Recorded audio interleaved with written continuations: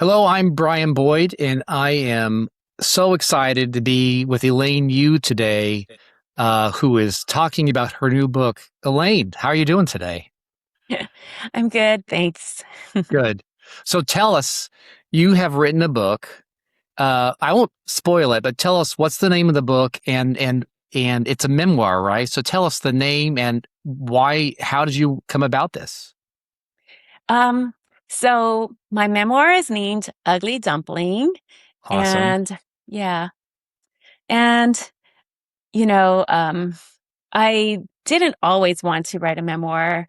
I always thought that memoirs were celebrities or for people who did something extraordinary, like Yeah. maybe climbed Mount Everest in a tank top. um, I consider myself a pretty ordinary Silicon Valley engineer. Around here, Asian American women in tech are a dime a dozen. Okay. But friends who knew my story kept telling me, you should write a book about your life. So you gave into the peer pressure. What changed your mind? Well, almost 10 years ago now, I watched a movie called The Glass Castle. And for the first time, I realized that someone else had grown up with the same experiences I had, having parents who deeply loved you, but who were also struggling and sort of disconnected from reality. And yet there was still so much love in the family. The movie actually begins with Jeanette Walls. She's an adult and she's the successful New York City writer. And she's sitting in a taxi cab when she runs into her mom, who's digging through a dumpster. And then from there, the movie takes us back to her childhood and continues. And that kind of contrast really got my attention. So when I found out the movie was based on a memoir, I realized I had a similar story to tell, but through an Asian American lens. I just didn't know how to begin writing it until the last straw. The Yeah. last straw. What happened? Well, I guess you'd call it the last centimeter. My Uh, daughter was a pole vaulter in college, and she was trying to qualify for nationals. She needed to clear a height that was 1 centimeter higher than her personal best. She wow. was tied for 20th, yeah, in the nation, and 1 centimeter would have broken the tiebreaker. I became so invested in the outcome of her meets that I was losing sleep. I couldn't enjoy anything around me, not even this house that my husband was building for us. Um, Eventually, I asked myself, why am I so emotionally invested in this outcome? Why couldn't I be proud that she was a happy student at a great college, surrounded by good friends, and talented enough to be on a college team? So that question led me to my own childhood. And I realized that so much of my ambition, my drive, and need for certainty came from growing up with poverty and instability. And those journal entries became the first chapters of Ugly Dumpling. That's Yeah. an amazing story of how what inspired you to get started on this. I think it's really cool. So, what makes your memoir Ugly Dumpling so special? I think I present a unique perspective. I've lived on both sides of opportunity. When people see me today, they usually assume I've always lived this life that I have Mm. right now. They see a Silicon Valley engineer. They see someone who is able to send their kids to private school, pay for sports and music lessons and summer enrichment programs, family vacations, all the opportunities that I wish I'd had as a child. Sure. Yeah. I grew up on welfare and free lunches at school. I spent summers bored because there was nowhere to go and nothing to do except watch TV. I wished I'd had piano lessons. I wished I'd had I wish I could go to Chinese school or in Hawaii it was Japanese school like my classmates. So, I've known what it's like to have almost nothing and I've known what it's like to have abundance. And that perspective shapes everything in this book. Mm. So, so many people would see a Stanford and Silicon Valley story and assume this is a rags to riches story. Um, but tell me, what's the book really about? Yeah, Stanford and Silicon Valley are just settings in my in my book, they're not the story. The Yeah. story is really about family and forgiveness, resilience, and breaking generational patterns. It's about parents who loved their children deeply, but they were also very imperfect, and they were just trying to do the best that they could. That's really awesome. You're making me think about my own childhood. For we weren't allowed to use paper towels because that was a luxury item. So I get that. Oh. Let's go back to your childhood. Your book begins, Ugly Dumpling begins with a scene that involves you, what you thought moved, the scene that involves what you thought was rice moving across the carpet. But Mhm. was that what was actually happening? Yeah, no, so they were actually maggots. Wow. I thought it really was rice. I mean, especially to a 4-year-old, they really look like rice. And so when my brother told me what they really were, I was disappointed because I thought I could grow them as pets. Yeah. Yeah, I thought it made a good opening scene because in one scene, I show my childhood innocence as well as the kind of living conditions that we were in. Or I guess you can call it the surreal disconnect of childhood. What's that mean? The surreal disconnected childhood. Children normalize whatever they grew up with.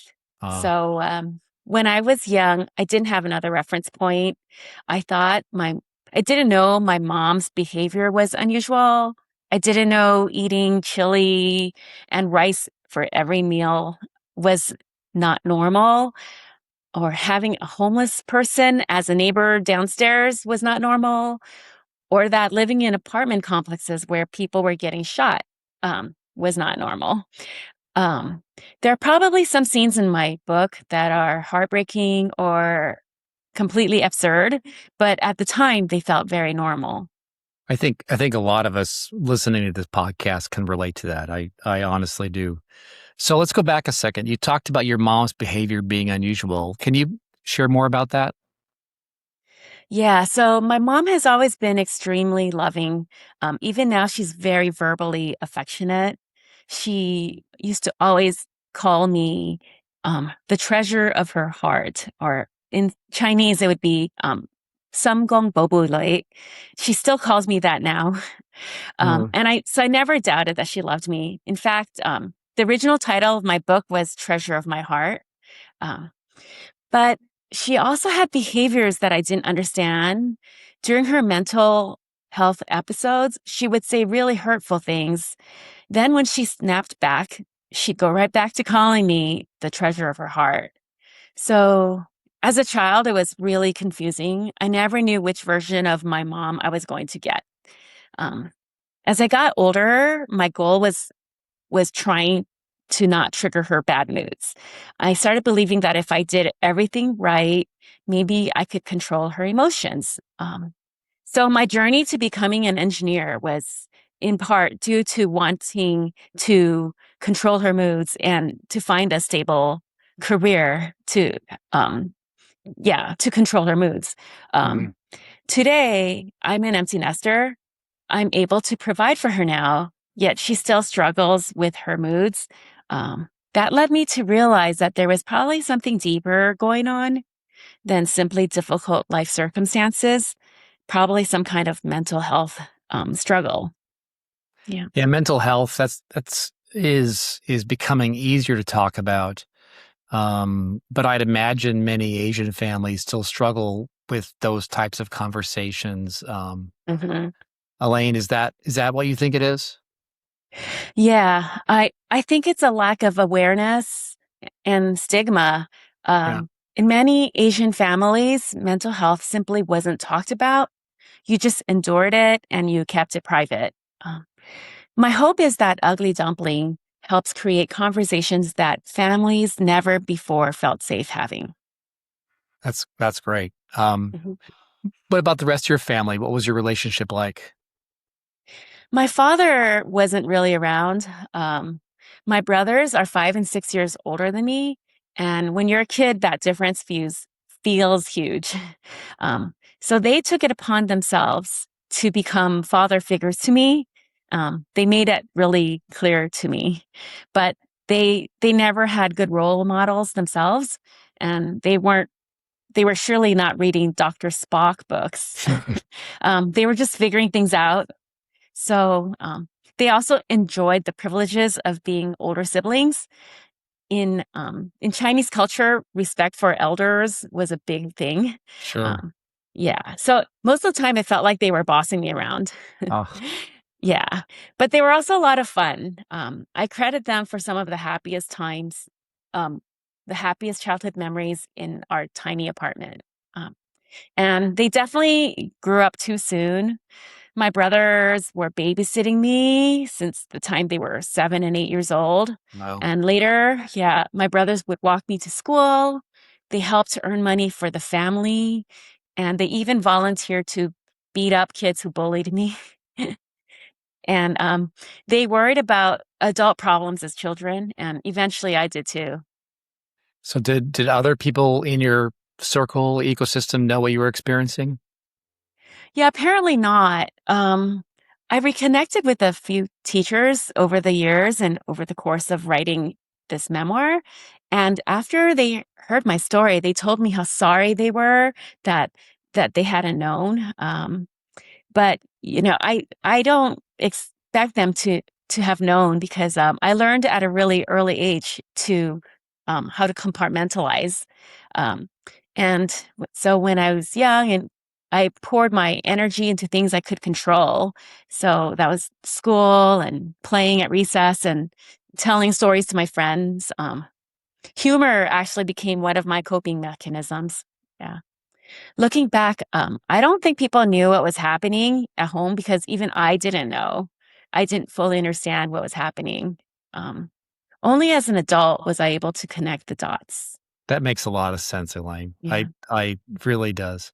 So is Ugly Dumpling a book is it a story about your childhood then? A large part of it is I was fortunate enough to have vivid memories of my childhood. And over time, I realized how many parts of my personality were shaped by those early years. That's why the first quarter of my book focuses on my childhood in Hawaii before I turned 9. Those were my formative years um, when I was beginning to understand myself and my place in the world.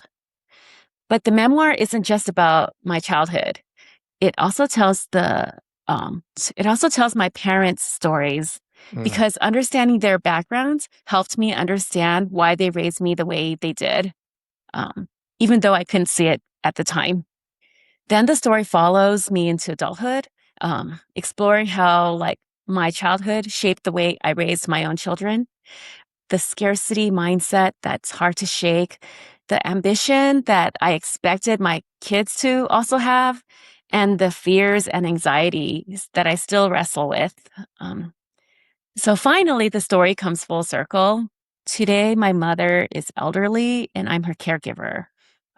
In many ways, the parent child relationship has reversed. I think that's something many people in midlife can relate to as they begin caring for aging parents while still caring for their own children. Yeah. Sure. So is Ugly Dumpling a book about family? It's not just about family, it's about Yeah. support from other adults too. Got Um, it. I had the benefit of attending public school. My mom sought help from church and community programs, such as Big Brothers and Big Sisters of Hawaii. Um, Teachers, church members, and community volunteers really helped expand my understanding of myself and the world. But my world expanded the most when I went to Stanford. Wow. So from an apartment complex where people are getting shot to Stanford, what was that like? Well, it was a struggle at first, as you can imagine. It made for some humorous content in my book. Yeah. Yeah, although at the time, of course, it wasn't so funny. um, until then, I assumed my childhood was normal because it was the only childhood I'd ever known. Suddenly, I was living with classmates whose expectations, opportunities, assumptions about life were completely different than mine. It was pretty eye-opening. Stanford didn't just give me an education, it showed me that I could build a different future. Um, in a memoir I really enjoyed called Educated, the author Tara Westover, who grew up homeschooled until she enters college, tells the story of how BYU transformed her. My experience at Stanford is like an Asian American version of what Westover experienced at BYU. No. So is Ugly Dumpling an Asian American memoir then?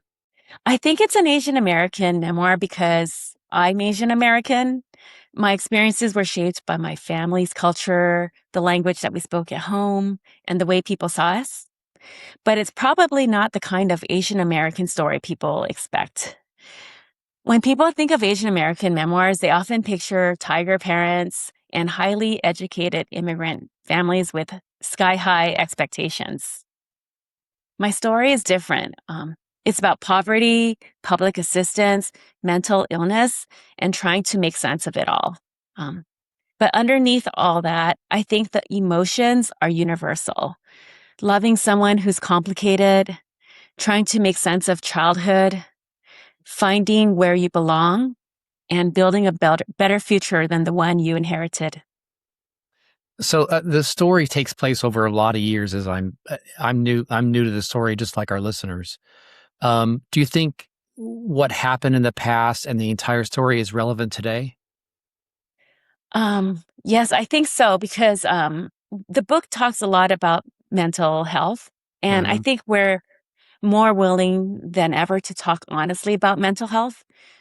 Around me, I see that younger generations are having conversations that myself and like my generation and my parents' generation never had. And I think there's an openness today that didn't even exist 10 years ago.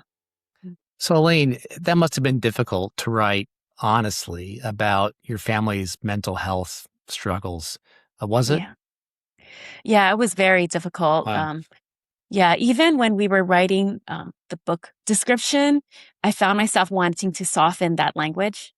But once I started sharing my story, people started sharing theirs. They told me about their mentally ill parents or estranged siblings, childhood trauma, and family secrets that they'd carried for decades. And that's when I realized how powerful being honest about mental illness can be, and that sharing my story can help others who might be struggling with the same things or feeling alone. So let's pivot a little bit.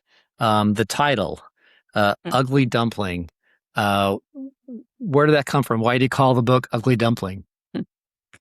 As you can guess, it's a reference to the fairy tale, The Ugly Dumpling, because I spent much of my life feeling like I didn't quite fit in. In Hawaii, I wasn't Japanese. I didn't have a dad.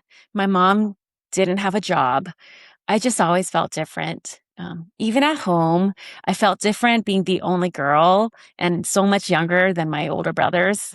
Um, and it continued into college and it continued into California and even into college. Um, it's also a reference to a tradition in our family, which I describe in my book.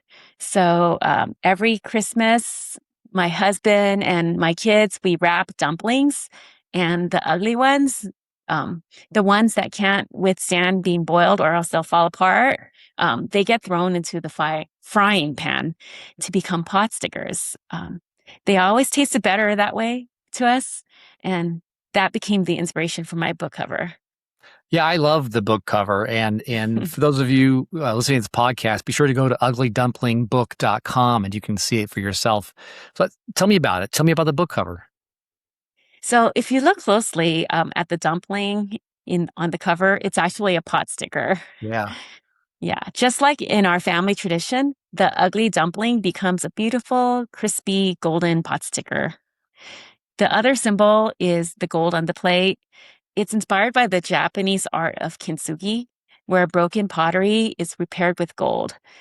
Instead of hiding the cracks, the gold highlights them, showing that something broken can become even more beautiful because of its history.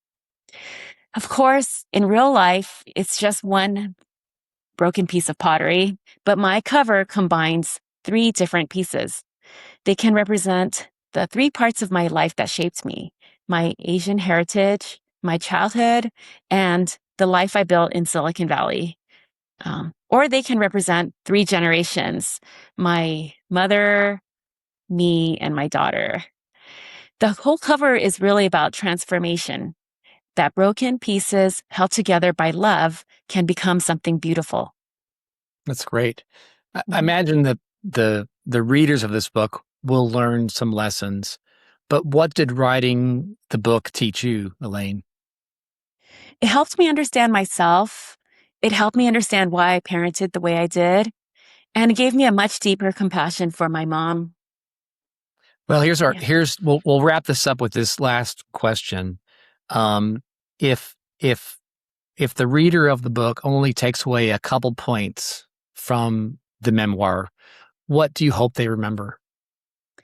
Um, I hope they remember that ordinary people can change the course of a child's life, that teachers, neighbors, coaches, and volunteers matter, that love and mental illness can exist in the same family, and that healing begins with understanding, and that our past shapes us but doesn't have to define us.